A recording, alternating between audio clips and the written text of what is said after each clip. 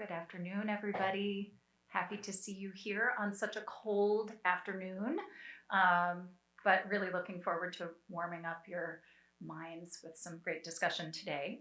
Um, I'm delighted to welcome you to what I know will be a stimulating hour of conversation with my colleague, Dr. Leslie Wilson, in conjunction with the exhibition she curated and which was organized with the Aperture Foundation, The True America, Photographs by Ernest Cole, which is now on view in Mia's Harrison Photography Gallery. And if you have not already been, I really hope that you go immediately following this talk.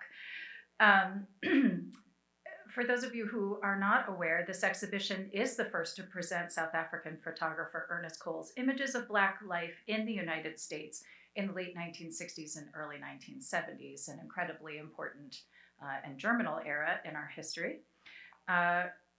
During this consequential period in American history, these photographs were rarely released, and certainly during Cole's lifetime, they were rarely shown. So they were believed to have been lost until they resurfaced under some interesting circumstances in 2017. Brought together for the first time in the show, the pictures reflect both a newfound hope and freedom that Cole felt in America, as well as his incisive eye for inequality and systemic racism in the United States. Seen through the eyes of a man who fled the apartheid regime in South Africa, this trove of images provides a revealing window into late 20th century American society and indeed some important and trenchant parallels to our current moment. Soon after Cole's arrival to the United States in 1967, he began work on a project to document Black communities across the nation, from his base in New York City to the West Coast and also to the Southeastern United States. And as I learned from Dr. Wilson just now, also to Montreal, Canada. So maybe we'll hear about some of his other travels. Throughout these travels, he wrestled with the expectations that he had of America, ones that were powerfully shaped by his reading of magazines like Ebony and Life and Look, and the cultural realities of his experiences as a Black man. In today's lecture, Dr. Wilson will expand on these and other crucial areas of inquiry that are central to the exhibition, a project that builds upon her deep expertise regarding photojournalism in the same era. And so now I'd like to share a few words of introduction on our esteemed lecturer. Dr. Leslie Wilson is the academic curator and director of research programs at the Art Institute of Chicago. She's part of the curatorial team with Judy Dittner and Matt Wachowski for David Goldblatt, No Ulterior Motive 2023, which opens at the Yale University Art Gallery this Thursday, and was also the curator of Not All Realisms, Photography, Africa, and the Long 1960s at the Smart Museum of Art at the University of Chicago in 2022. She's written for publications, most recently including Jamel Shabazz albums for the Brooklyn Museum's forthcoming book, Toward Joy, New Frameworks for American Art. Prior to joining the Art Institute from 2017 to 2021, she was an assistant professor of art history at Purchase College, SUNY. And from 2019 to 2021, she was a curatorial fellow at the University of Chicago's Smart Museum of Art. She received her PhD in art history from the University of Chicago in 2017. And it's my pleasure to introduce Leslie Wilson. Thank you.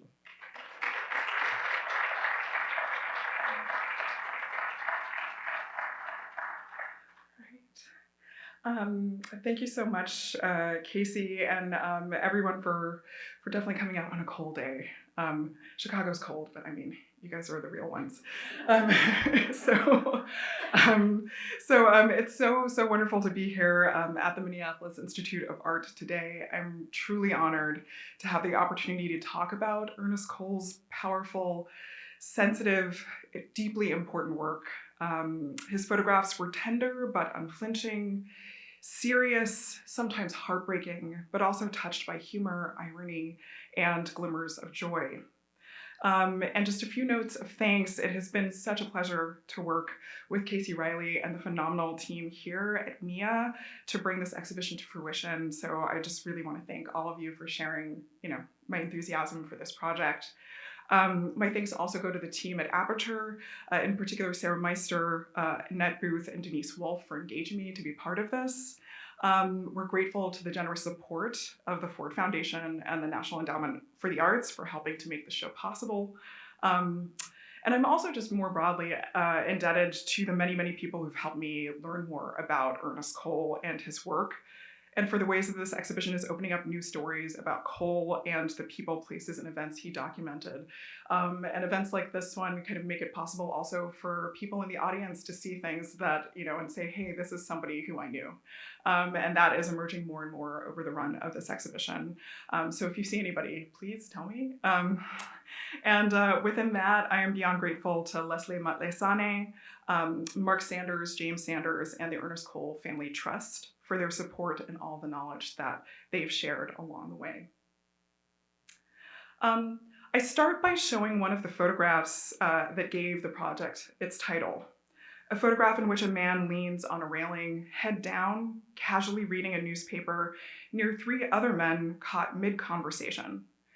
And I say just one of the photographs that gave the project its title, because this image is just one of many that Cole made at and around this exact location in Harlem. So you can see another example here, and a few more here. So he returned to this location multiple times, which suggests his belief that there might be a fortuitous convergence of people and activity that would speak to the phrase written in graffiti on the wall, the true America. For Cole, it seems this was an idea to keep coming back to. Maybe in Harlem, in exactly this place, if he stood here long enough, if he kept returning to it, the true America might appear in one singular, quote-unquote, decisive moment, to borrow a phrase from the famed French photographer Henri Cartier-Bresson, a photographer whose work was a major touchstone for Cole. You see an example of his book, The Decisive Moment, here. Or perhaps the true America was not to be found in a single image, but in its opposite, in the aggregate of all the photos that Cole made at this site, and perhaps also every other one that he documented stateside with his 35mm camera. The true America was never and could never be one thing. You had to keep looking for it, returning to one site again and again, while also traveling to new places, cutting a path across the nation. These photographs were just a few of the thousands that Cole, the young South African photographer, made after coming to America in 1966, intending to publish 2 books about Black life in this country. Ultimately, Cole never completed those books, and his photographs of America, as Casey said, went missing, thought to be irrevocably lost. But in their rediscovery, we have a chance to see how he brought his critical eye to the land of his exile. An eye trained through his work as one of South Africa's first Black freelance photographers, and his brave efforts to produce a book that offers a piercing account of life under South Africa's brutal system of racial segregation. Sadly, Cole's work with photography diminished as he wrestled with the struggles he faced here, and his longing for a home to which he was unable to return. But his short period of intense work between 1967 and 72 show Cole's effort to truly see America, to test it against what he thought he knew. So he came to America in 1966, not because he wanted to leave South Africa, but because he had to leave South Africa. At just 26 years of age, he risked his freedom and fled into exile in order to publish a book about what life was like for Black people in his home country, a book fiercely critical of his government's policies, a book that he embarked on in secret when he was only 20 years old, a book called House of Bondage. He charted a path that many photographers, artists, and cultural workers would take who were contesting racial segregation in South Africa, working to offer forms of visual testimony against state oppression. But that commitment cost many of those makers dearly in terms of their livelihoods and their lives. In its depth In its rage and its poignant clarity, Cole's book, across its 14 chapters, was a watershed in representing aspects of Black life under South Africa's system of racial segregation, known as apartheid, especially to audiences outside of South Africa. And indeed, that book went on to be banned there, as well as Cole himself. Meaning apartness in the language of Afrikaans, apartheid was a policy of segregation developed and championed by the National Party, which pledged to fulfill this agenda when it became the country's governing power in 1948. It built on and strengthened existing laws of separation and exclusion established under British and Dutch colonial rule, reaching into all parts of life. From how, where, whether people could travel, where they could live, what kind of education and job they could have, who they could love, who they could marry. These policies had a devastating impact on Cole's own life, and his direct experience of the system shaped the book that he made. Here you see pages from the chapter Nightmare Rides that looks at the crowded, substandard conditions of the train system that was primarily the means for Black people who were forced to live on the outskirts of town or much, much further out to get to their jobs. They would cram onto the train, even riding on its exterior so that they could make it to work and stay employed. And actually, this was so common as a practice that they referred to it as staff riding, like it had its own name. He looks at the conditions of one of the industries drawing Black people, Black men in particular, into urban areas, contract-based work that was both dangerous and tenuous in the mines.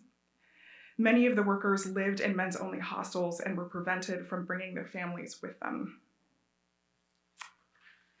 And throughout the book, you'll see Cole's carefully crafted captions, extended essays, alongside extended essays at the start of each chapter, from detailing the intake processes for miners, including fingerprinting and medical examinations, to their transportation on crowded trains.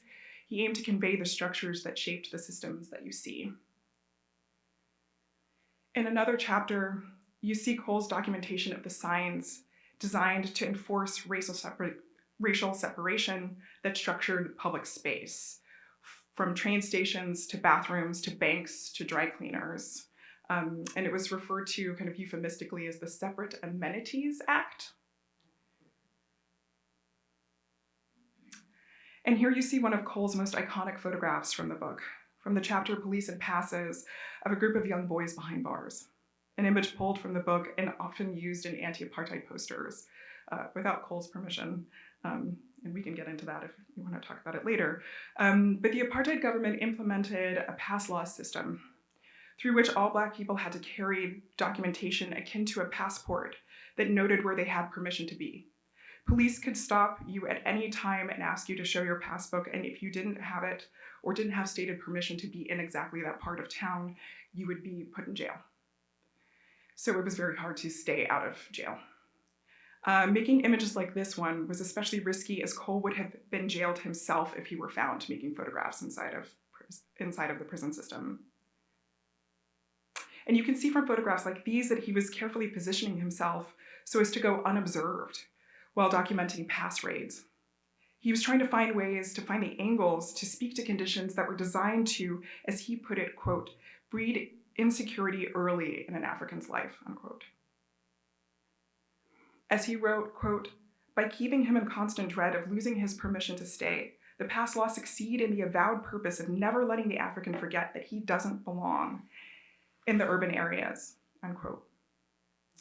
So in his book, Cole explored the impact of these policies intended to foster this sense of not belonging in every aspect of life, from schools to shops to the grocery run. But it's important to share as well, as a recent reissue of House of Bondage does, that was published by Aperture in 2022, that Cole also directed his attention at the creative activity and community emerging in South Africa at that time. While he had considered this theme for one of the book's chapters, looking at musicians, dancers, artists of many kinds, he ultimately decided not to include it. But it shows another vital aspect of how people survived this moment, how they felt it, expressed it, and defied it. And in fact, talking to artists, someone like Sam Nangetwa, he, tells me that like the 60s were rough, but it also was like the time of the best parties, right? He was like, the weddings were amazing. And so, it's serious work, but he's also finding these spaces of joy. And so while I'm here to speak about his American work, I wanted to, and I think I had to start that way, by trying to give you a sense of Cole's book about South Africa, a book for which he risked so much, so that you can imagine how he might have approached a book about America. And that's not only to consider how he would have presented his photographs, but to imagine what he might have said alongside the photographs that you can see in the True America. And that's because Cole's voice communicates such rigorous study and great care. I think that is what comes through so powerfully in Raoul Peck's recent documentary, Ernest Cole, Lost and Found, if you might have seen that. He would have had a lot to say in writing and in his layout. We can get some of that voice from his correspondence and accounts of those who knew him, and in the rediscovery of his negatives, we have a lot more of his archival information. And so the amount of his research was just so extensive. But one of the other places that we can get a sense of his stateside voice was on the pages of Ebony magazine. Despite his connections with publications like Life magazine and the New York Times, and his close relationship with the Times' journalist and editor, Joseph Lelyveld, Ebony was the one American periodical in which Cole published a self-authored story after coming to America.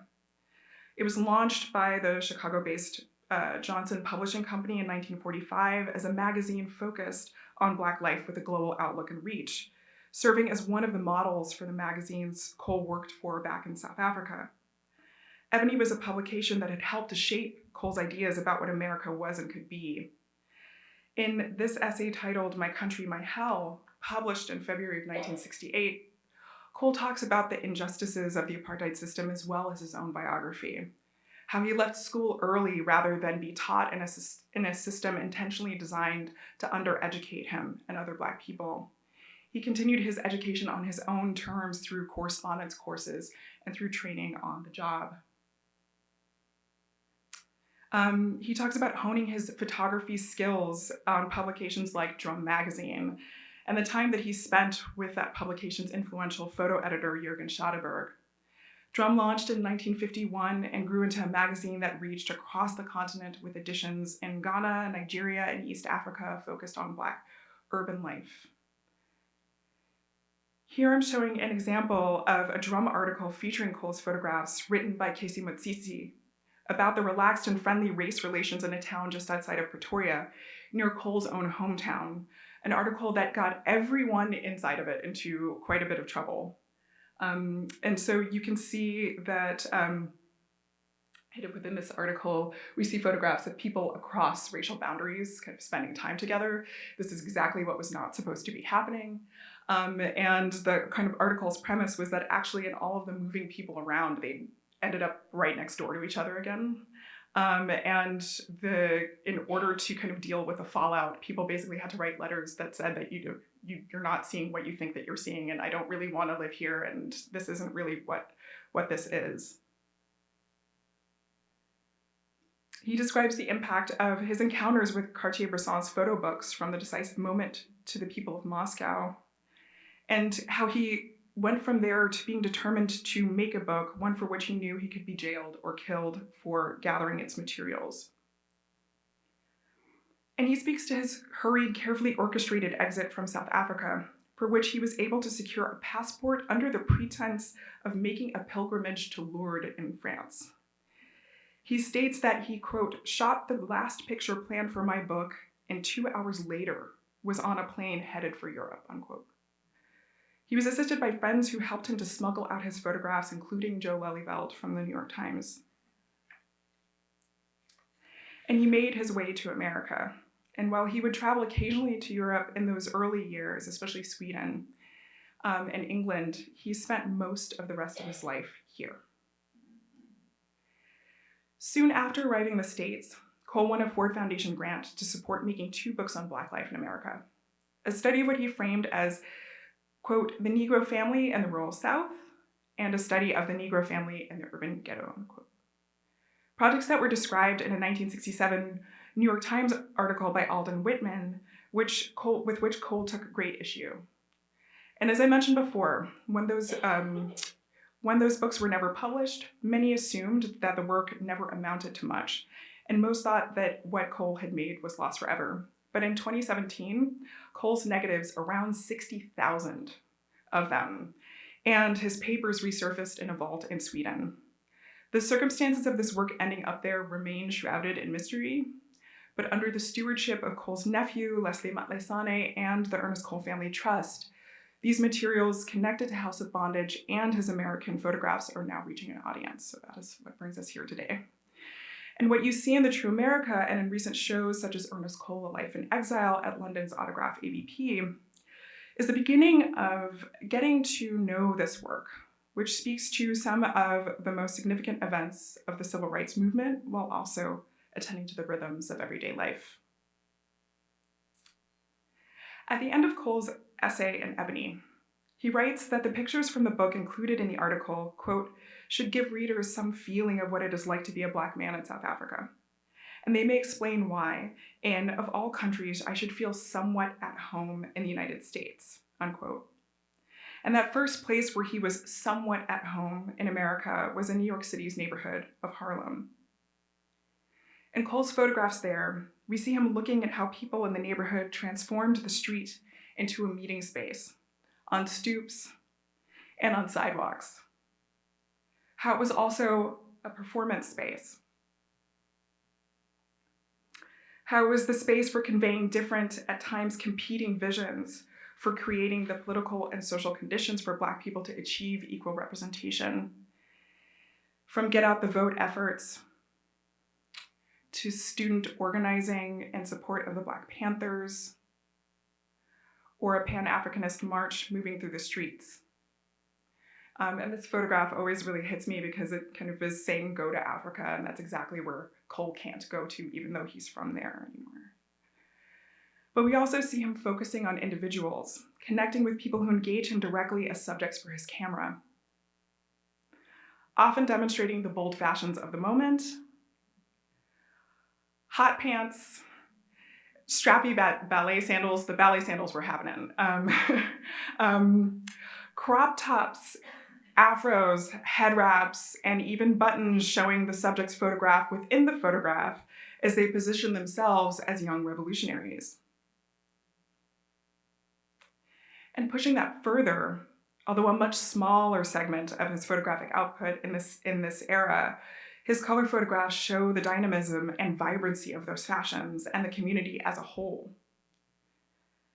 Some of the photographs possess a cinematic edge, featuring interpersonal drama, such as in this photograph of two women that feel so charged with tension, like I just need to know what on earth they're talking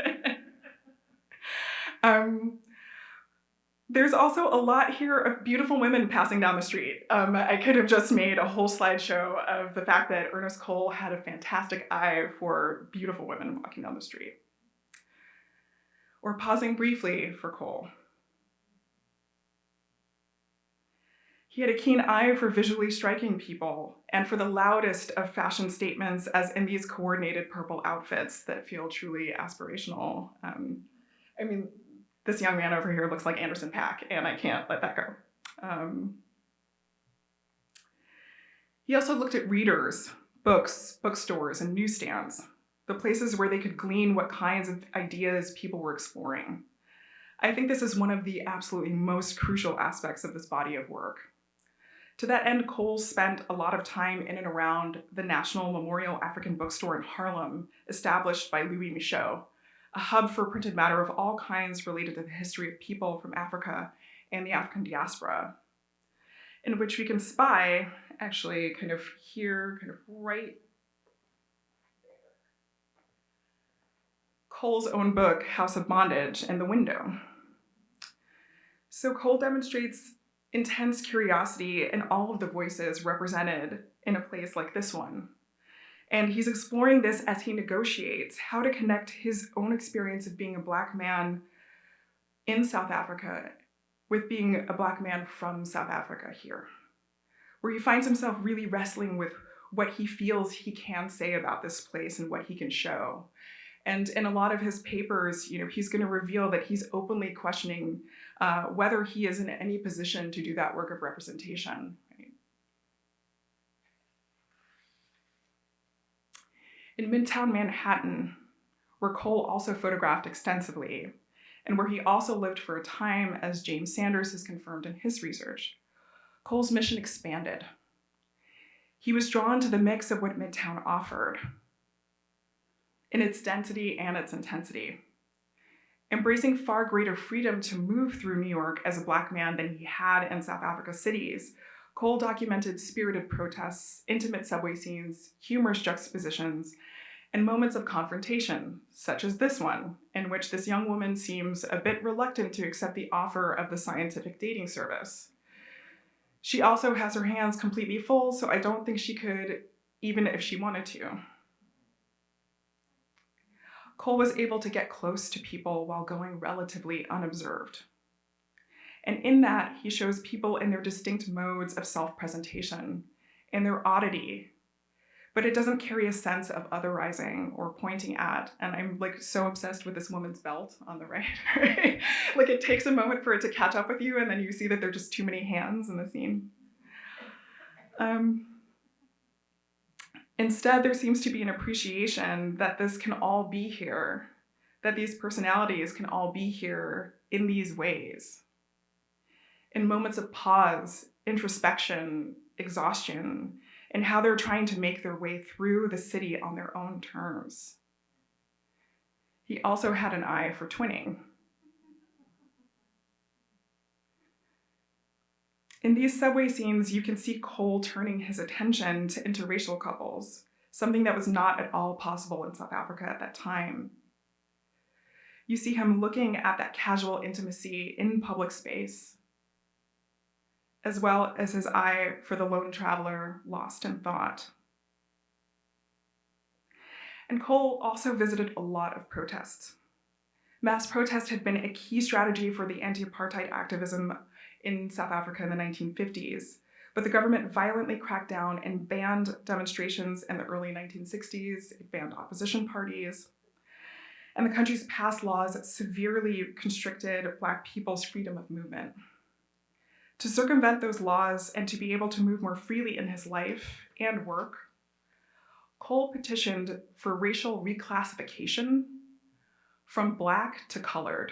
And colored in the South African racial context was an official category that described someone of mixed descent in South Africa. And just to just further convey what this means was basically when they introduced the laws that prevented racial mixing, what would you do essentially to classify all the people who were mixed already? So essentially the thinking was that people who were mixed already could only mix with people who were mixed already. So out of that, you've got the concretization of that. At the same time that there are specific cultural understandings and location for the term colored. And in also petitioning to have himself racially reclassified, he also changed the spelling of his last name from K-O-L-E, Cole, to C-O-L-E, Cole. So in the States, though, he could move around more freely and move through the crowds at women's marches and at anti-war marches. But he also just seemed to just be interested in the fact that people were out on the streets demonstrating. With the support of a Ford Foundation grant, Cole went far beyond New York. He traveled extensively across the US from 67 to 71, documenting Black life as his proposal promised to do in both urban and rural areas. When Cole was still early into this research, Alden Whitman of the New York Times reported that Cole was so very much surprised about the levels of racism he encountered during his travels. Cole wrote a letter to Whitman, and it's not clear if he actually sent it, and not to Whitman, but to the editor of the New York Times, refuting many points of Whitman's article. But in particular, he rejected the account and claimed instead that the suspicion and alienation that he had already experienced in New York City had well prepared him for what to expect elsewhere. In Los Angeles, Cole visited with members of the Black Panthers, attending a speech by Stokely Carmichael, who in the next year would leave America for Guinea, later embracing the name Kwame Ture. While out west, he also visited New Mexico, where he expressed interest in learning more about America's indigenous communities. In Chicago, Cole spent time in the Maxwell Street neighborhood, which was known for its lively music scene and street performances. The photographer Daryl Cowherd I've had the chance to talk with him about going around with Ernest and kind of saying we selected Maxwell Street because there was always something happening. We see views of Detroit, still wading through the aftermath of the uprisings in 1967. And in Memphis, we see Cole's documentation of the sanitation worker strike. In this photograph, a man looks directly at us, smoking a cigarette, holding a sign that reads, "Didn't come from Africa, how can I go back?" This mood then runs counter to the kinds of signs that Cole documented in Harlem encouraging people to go to Africa. Instead, the workers in Memphis, protesting against dangerous working conditions and low pay, were insisting on their place in America and the need for the recognition of their full humanity here. But Cole also shared some of the other sides of life in Memphis, such as this moment of laughter outside of the Greater Open Door Baptist Church. But by the time he's in Atlanta, Cole is visiting the memorial for Reverend Dr. Martin Luther King Jr., the civil rights leader who was assassinated in 1968 while on a visit to Memphis in support of the sanitation worker strike. There, he photographs the tremendous outpouring of solidarity and grief. And it's important to remember in a scene like this one that he's also there with a throng of photographers, right? This is a heavily photographed event, part of a large contingent who came to mourn and to document that moment. Beyond the cities, Cole spent time in Santee, South Carolina, and in Lowndes County, Alabama, and made multiple trips to Lowndes, creating photographs that suggest more extended engagement with the people he photographed there than he made on the streets of New York or Los Angeles. Here, he's in the intimacy of one-room houses or two-room houses, insulated with cardboard, but still featuring a prized television that the glow of which shines on this completely entranced young man. So by way of moving to a conclusion, much of Cole's work consists of photographs of strangers, but the images from Lowndes County suggest a sustained relationship. Other photographs that convey more of a sense of Cole's personal connections, his friendships, are his photographs of other photographers.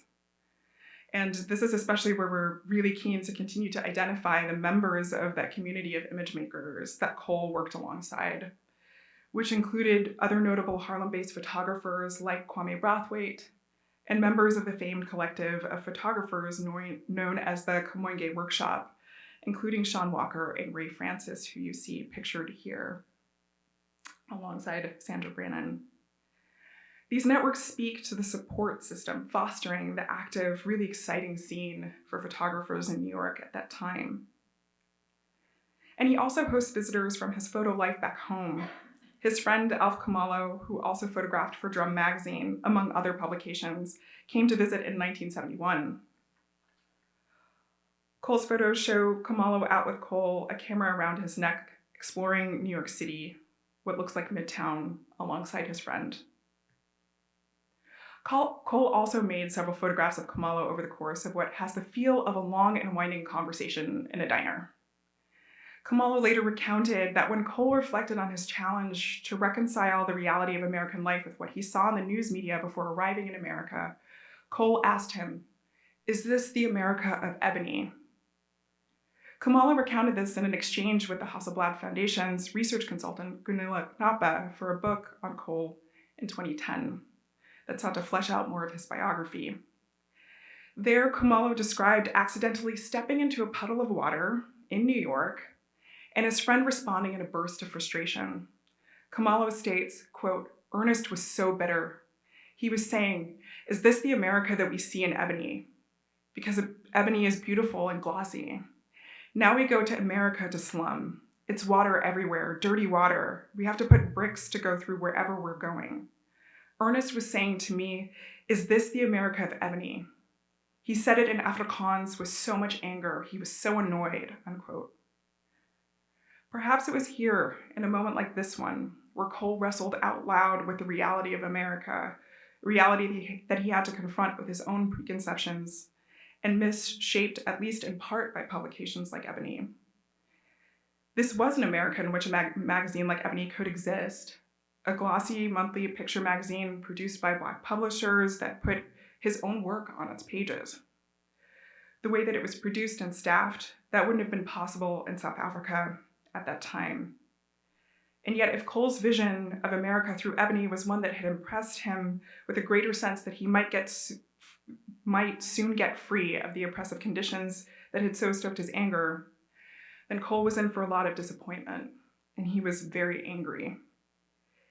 He believed deeply in the value and importance of photo books, but he was also frustrated that the success of a photo book about a quote-unquote race issue and his identity as a Black man in America had possibly resigned him to work in magazines who only wanted more of that same thing. He wanted to get beyond that in his new work in America. So how to get free of that anger? Anger that he described in House of Bondage this way. It's unabated. For each day's newly discoveries, small liberties recall restrictions in the past, but as it flows hot, strong, unchecked, you know that in its dissipation is your first real freedom, unquote. So could America be the place to find that dissipation?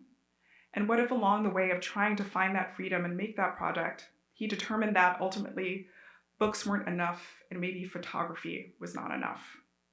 What then? At the same time, he was still sending correspondence on this letterhead during this era.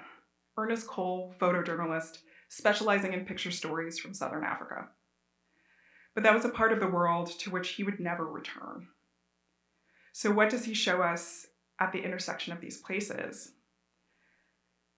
I think he places us at an uneasy but a crucial intersection of African and African diasporic representations of Black people and of race relations that's deeply revealing of the diversity of Black culture in America.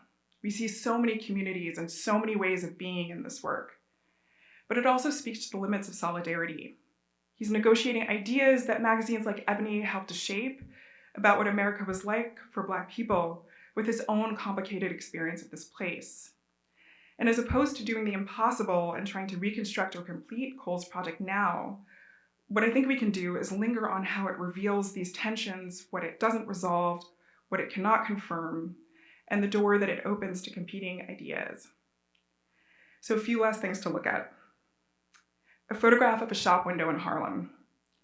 Near the top, periodicals hang from a line. On the far left, a copy of the music magazine Soul features Stevie Wonder and a story about one of the Temptations' lead vocalists, even though the cover headline reads, "David Ruffin won't talk to anyone." On the far right, a copy of Jet featuring Janet Leigh alongside her co-star Neil Hunt, and the cover story, Pretty Black Actress Gets Leading Role as Juliet in Famous Play. Between both publications, from August 1968, are variations on dream books, publications popular in Black communities that use the interpretation of dreams to determine the numbers to play in underground lotteries. At the center are two publications connected to the Nation of Islam. The nation's official newspaper, Muhammad Speaks, featuring the cover story, The Black Man's Confusion, next to a book advertised within the newspaper's pages, How to Eat to Live, a dietary guide written by the Nation of Islam leader, Elijah Muhammad. On this same row, there are 3 special issue magazines made to memorialize Martin Luther King Jr. and his legacy, interspersed with a tabloid-esque photo screen and the rather sordid My Confession. Here, sensational meets commemoration and competing visions for liberation struggles and Black futures in America. Are all of these dream books? On the bottom row, another memorial publication, this one dedicated to the widows of the recently assassinated Robert F. Kennedy, Martin Luther King Jr., and John F. Kennedy. Ethel Kennedy, Coretta Scott King, and Jacqueline Kennedy. It shares space with the martial arts magazine Black Belt, and the pulpy detective magazine Women in Crime, and a trio of magazines all published by Good Publishing out of Fort Worth, Texas that targeted Black audiences: Jive, Bronze Thrills, and HEP.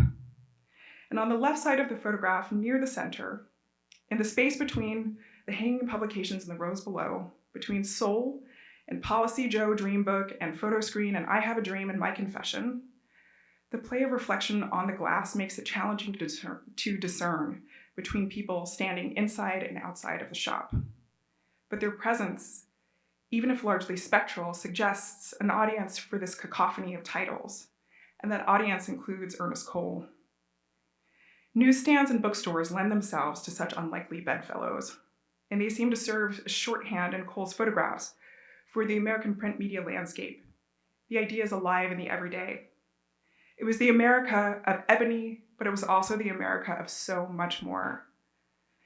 It was an America where the promise that life can be beautiful and well worth living was just a few feet from the universal exterminator. And it was an America where Ernest Cole would stand in that window and see himself. You can see his silhouette in the window as he looked through his own lens. Thank you very much.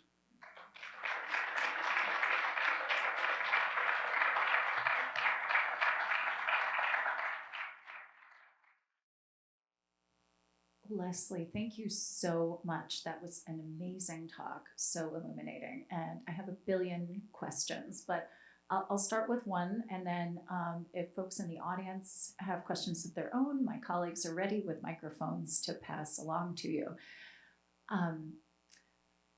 So many thoughts, but I think your last or your penultimate image is the one that I'd like to focus on. You talked about some of the ironies that were inherent. It's okay. It's of the newsstand. Yeah, there we go. You talked about some of the ironies that are inherent to Cole's life and his practice, and I was struck in a way that I had not been prior to this, by the sort of lack of place for him, and how there's this very obvious space in the center of these publications.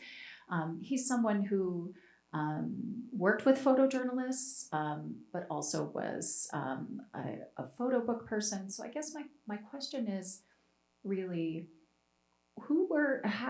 do you have a sense yet of who he considered to be his peers? And to what extent can we understand this incredibly important but also somehow elusive period of his life as a kind of way to understand the rest of his life?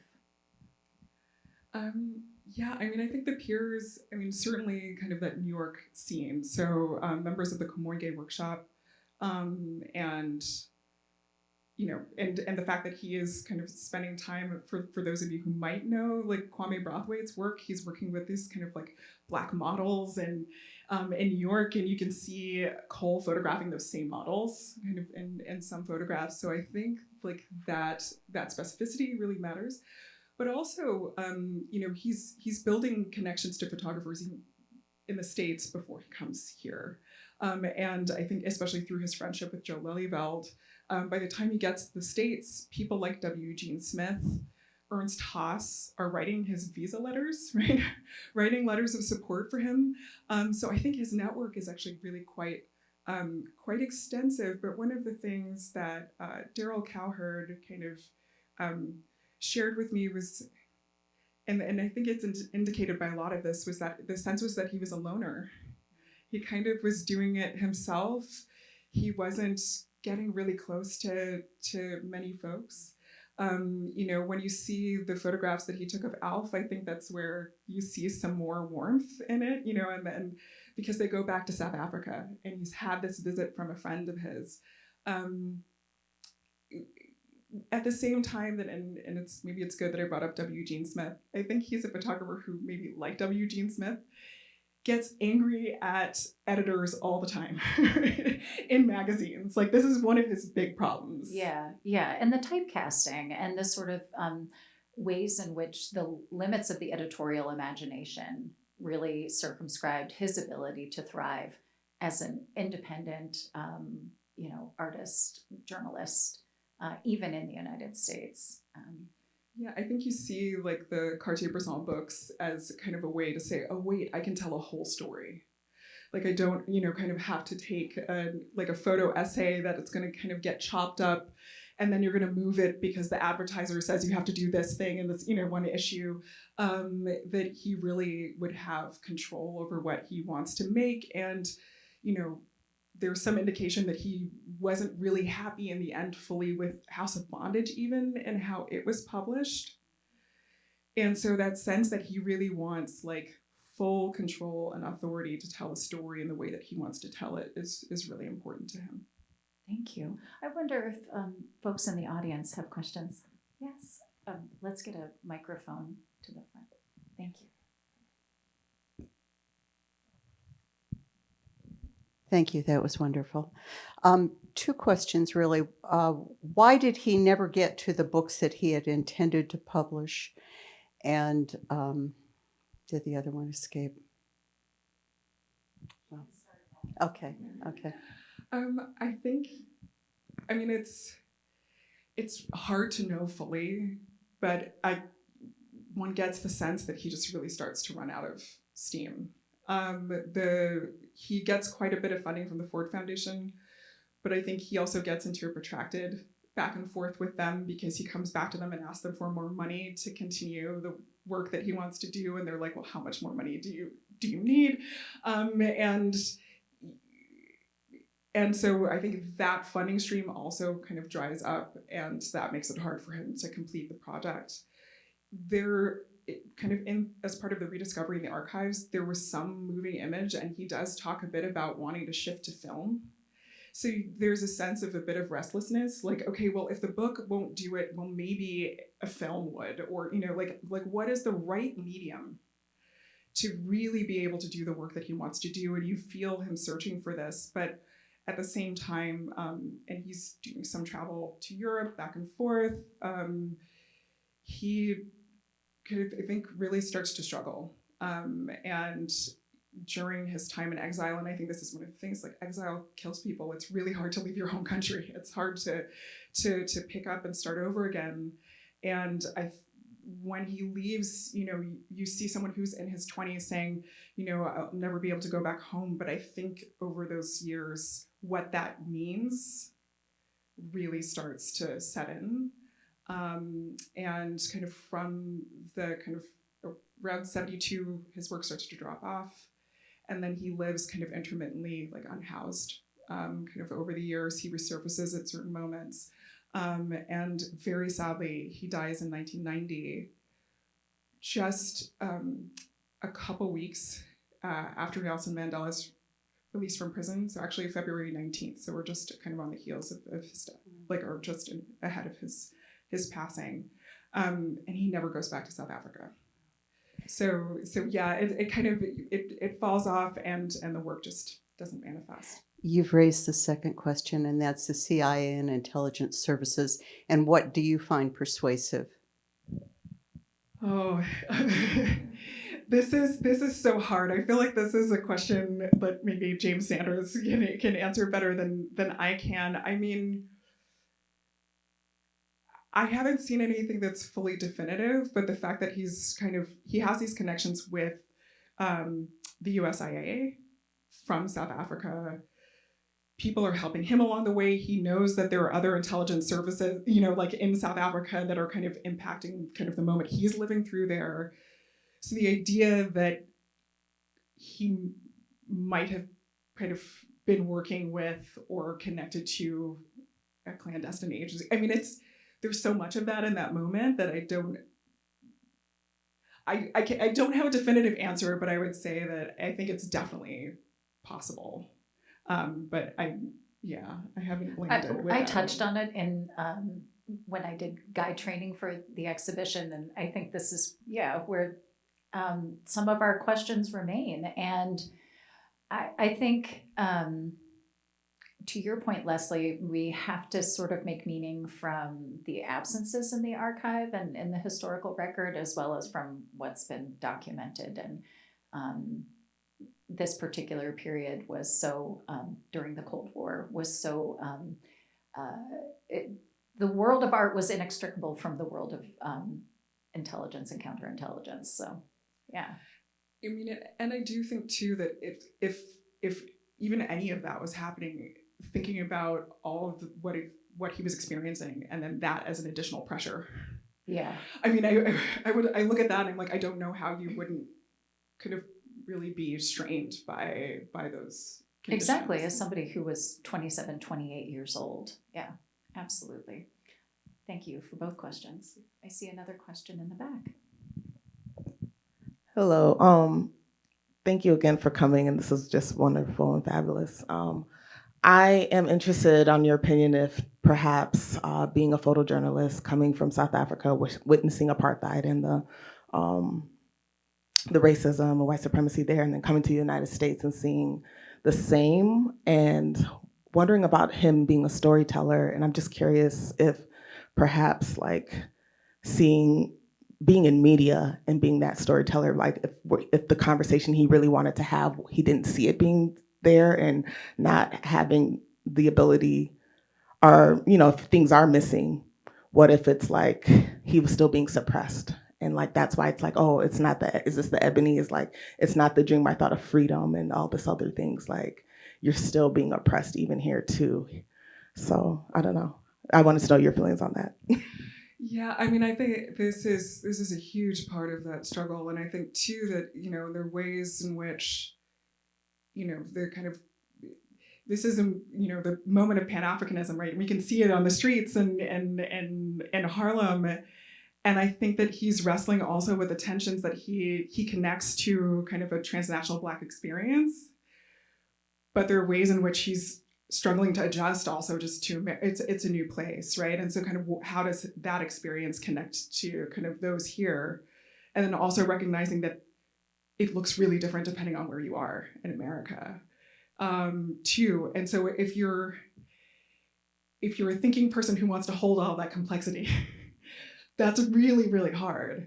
And I think, and so then to also kind of be thinking about the models of magazines that might be promoting certain kind of like aspirational, like a kind of an aspirational middle class or kind of like upper middle class vision of kind of Black mobility, and that's another thing to reconcile himself with, right? Which is kind of, where does that live? Who lives that way?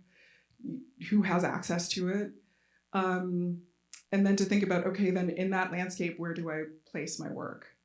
Does it go into something that exists already, or do I still have to try to make that? And I think that's really hard, but I think too that, again, that's one of the really resonant things about his work, right? That we're always thinking about, like, where is the place to put the ideas? Like, what could really be the vehicle? And if you want to cut through the noise, do you do that in a book? And I think that one of the heartbreaking things, but it's one of the, so many of our photographers, even if they're world weary and angry, like, there's the hope that if you show somebody kind of what it is that you're seeing, that it will matter, and that maybe something will change. And if you've risked everything for that and things don't move in the way that you imagine that they will, it's hard to continue to return to the work. And I think, and Cole is not alone in that. I think there's so many photographers who have also walked a similar path.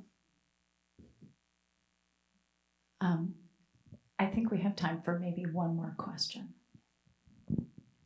Again, thank you. This is really good. I'd never heard of him before, so this is amazing.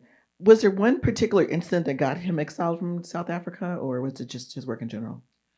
Oh, this is a good question. It was like the build. I think that he had been working. It's one of the chapters in the book is showing, especially like youth living on the street, who've turned to crime to survive. and kind of the like the term in South Africa is sootsie, so like young kind of gangs on the streets. And when he was making photographs in and around that, I think he was kind of spotted by some of the kind of security services. They were interested in what he was up to, and he was starting to get pressure about potentially becoming an informant, which was the exact opposite of what so that was not going to happen. But now people are like, well, why are you making all of these photographs? What are you planning to do with those? There was also somebody else who was around at that time who people were starting to get suspicious of, who might have been, kind of an informer. I mean, there were just a few of these things that started to like inch towards kind of him, and he could see the writing on the wall and know that like if he was going to do this, he needed to kind of take his work with him and leave right around then. One of the other things too, and I showed some images of drum. That could be a whole kind of many hours of talking about drum alone. But I guess what I'll add to that is that kind of he was part of this just incredible generation of writers and photographers and artists, and drum cover girls include Miriam Makeba and Dolly Ratebe and like all of these amazing musicians. And he, by 1959, Miriam Makeba is living in exile. By there's so many staff members who are part of that and who are part of that writing generation who they're killed, they go into exile, commit suicide, like alcohol. There's just so much strain of that moment. And so he's part of this generation that is kind of really working hard to speak to their moment, but it puts a lot of pressure on them. And there's a lot of, he's not alone in kind of facing that in that moment. Leslie, I want to end there and say thank you so much for illuminating his legacy and for continuing this important area of research. I want to recommend to all of you the excellent publication that accompanies this exhibition by the same title. And, watch this scholar. He has many more discoveries to be made in this realm. So thank you so much, Leslie, again. And thank you all for joining us this afternoon. Thank you.